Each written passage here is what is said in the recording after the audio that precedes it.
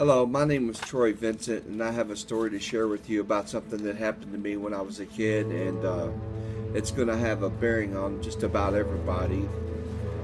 Something that has affected everyone. First, let me say I have no ill feelings towards Disney or the recent association with the party that I'm about to bring into the story. I believe this has a lot to do with why I'm even here discussing this with you now. I don't think it would be possible for me to be here for quite so. First off, I have a lot of evidence to show you what I'm about to say is true, and there's things that I couldn't know what I'm about to tell you wasn't true. I have to best start with the fact that I was burned when I was a kid. I think it had something to do with it. I was burned 50% of my body, second and third burns, and I still have scars today from that.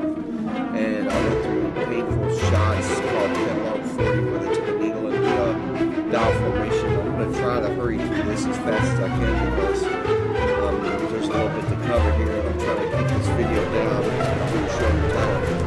Anyway, in 1974, I lived on a street called Riata Drive, and sometime in 73 or late 73 or early 74, a little kid moved in around the corner from us at 5707 Robinwood Road, and I have copies of the Louisville Suburban Directory, which you can also obtain from the Louisville Free Public Library, to show you that in 73 there was a different person living there, and then this kid moved in either, like I said, either late 73 or early 74.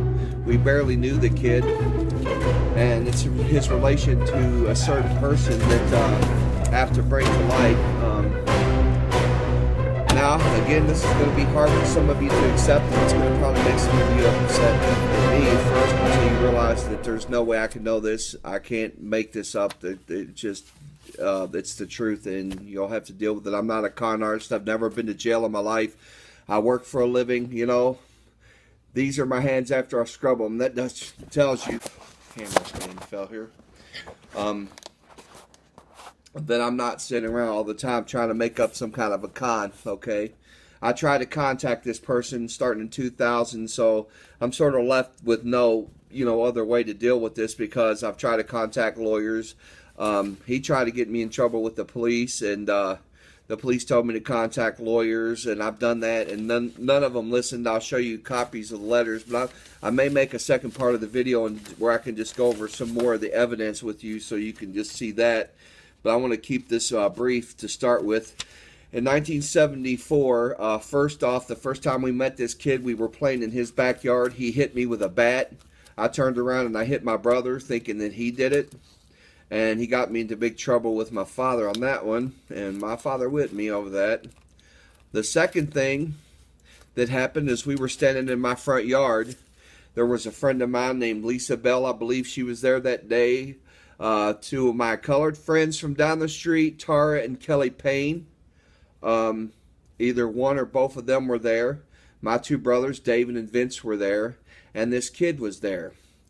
This kid, I'm going to just go ahead and tell you now, it took me a few years to remember his name after I first was reminded of this incident. And my mother told me the story, and she had it all wrong, and I was trying to explain to her. And it was that actually brought all this back to light, and why I now remember this. And actually, like I said, I started to remember it 14 years ago. And I tried to contact him, and he tried to get me in trouble. Anyway, the kid's name was Jack Hamburger Jr. And the second time we played, we were in my front yard.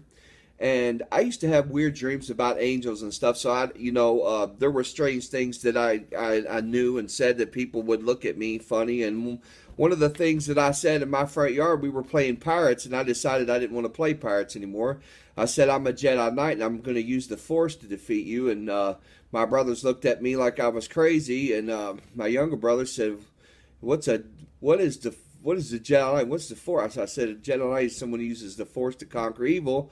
And he goes, well, maybe you're the evil one. So that he kind of remembers, and my older brother remembers something, and he couldn't remember exactly what kind of night I said, but I do have a piece of paper that I wrote this on when I was 7, so that can be tested by a forensic lab, and I'll prove that to you.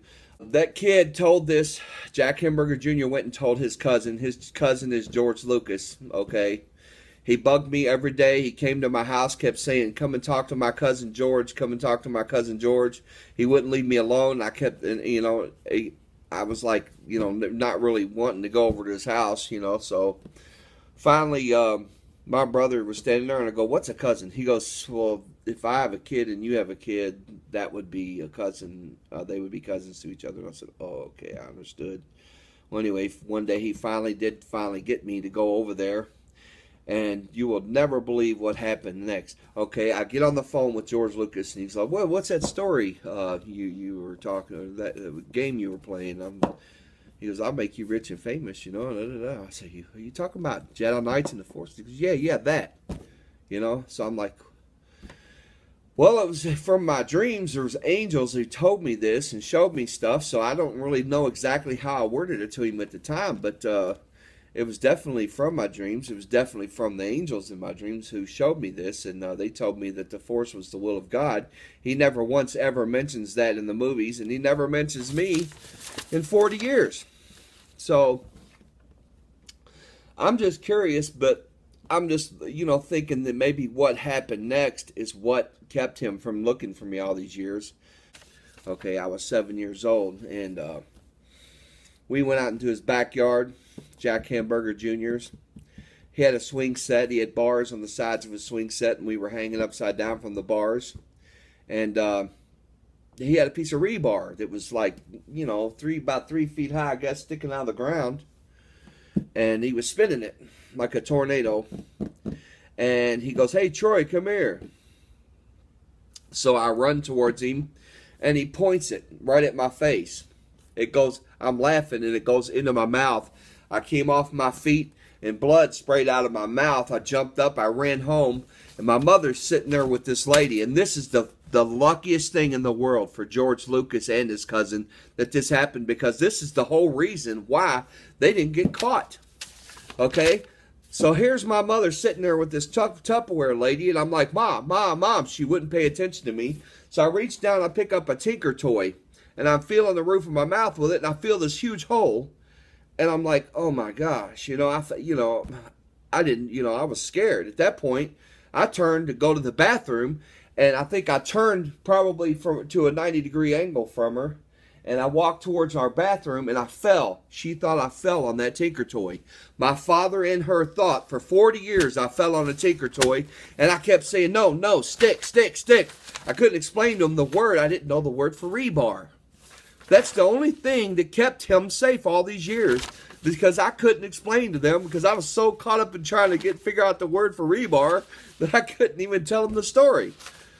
So then, that's not the last time I see Jack, okay? Right after that, me and my mother moved to Florida, and that's when I put Jedi Knights in the Force on paper, and I'm going to have that piece of paper tested, and I'll show you a copy of it, but I keep it in a safe place for now, so let's just keep it that. When I first started being nice, I was trying to be nice to him, so, here's a copy of one of the letters I sent him. You can go back over this and look at it and read it. I was trying to be nice about the whole thing to start with. He kept ignoring me, and I started getting mad. I started said a few things, that I probably shouldn't have said, but he tried to have me arrested, but the police didn't even, they were like, you probably have a case. Well, nobody would listen to me. I wrote George Bush, Oprah Winfrey, USA Today. Nobody wanted to hear it. Nobody cared. Nobody believed this man. He calls himself, here's one of the letters they sent me back, telling me not to write them anymore. And I've got a whole stack, I'm going to show you, of where I tried to find somebody named Lucas. See, because I didn't remember that kid's name at first. I kept looking for somebody named Lucas because I knew they had my Jedi Knights in the Force, and that part I remembered. I knew the kid, and what he did, but I couldn't remember his name. Until I started looking, and I've got past 73, 74. I actually had to pay for these a couple times to finally figure out, okay, he moved it later in 73 or early 74. And then I figured out his name was Jack Hamburger. And I was like, yeah. And the more I thought about it, the more I remembered him telling me And I actually, the more I thought about it, I actually started to remember the taste I had in my mouth. I don't know if you've ever had rust and blood in your head, in your mouth at the same time. Not many of you probably have, unless you want a tetanus shot. Tastes kind of like onions, actually. The whole thing with that is, I ran home. My parents took me to the doctor. They said, had I gone like a hair further, it would have killed me. It would have killed me.